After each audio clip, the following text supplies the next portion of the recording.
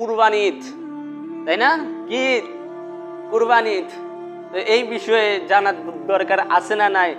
অতএব যারা কুরবানি দিবে তাদের জন্য বেশ কিছু আমল রয়েছে, বেশ কিছু কাজ রয়েছে। এই কাজগুলো আপনাদেরকে মান্য করে চলতে হবে ইনশাআল্লাহ তাআলা।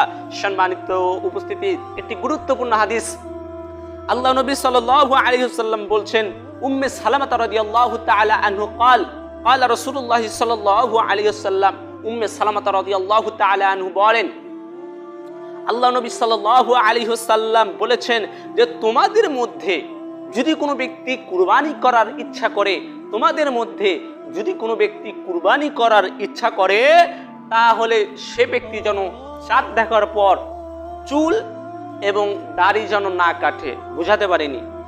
অর্থাৎ আপনি কুরবানি দিবেন, আপনি চাঁদ দেখার পর চুল এবং মোছ এগুলো আপনি কাটতে পারবেন না, এমনকি আঙ্গুলও আপনি কাটতে পারবেন না।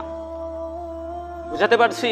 আর ইবনে খুজাইমার একটা হাদিসে আল্লাহ নবী সাল্লাল্লাহু আলাইহি ওয়াসাল্লাম বলেছেন যে নাভির নিচের লোমও কাটা যাবে না।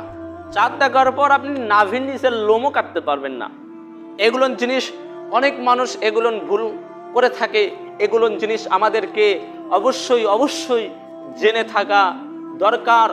আমরা নিজে জানবো এবং অন্যদেরকেও জানাবো। আল্লাহ নবী বলেন যে তোমাদের একটা জিনিস জানা থাকলেও সেটা অন্যের কাছে প্রচার করে দাও, অন্যকে বলে দাও। তাই আপনারাও একটা জিনিস জানবেন, আজকে আপনারা আলোচনা শুনবেন এবং অন্যকে তা প্রচার করে দেবেন। এর মাধ্যমে আপনিও সওয়াব হাসিল করতে পারবেন ইনশাআল্লাহ।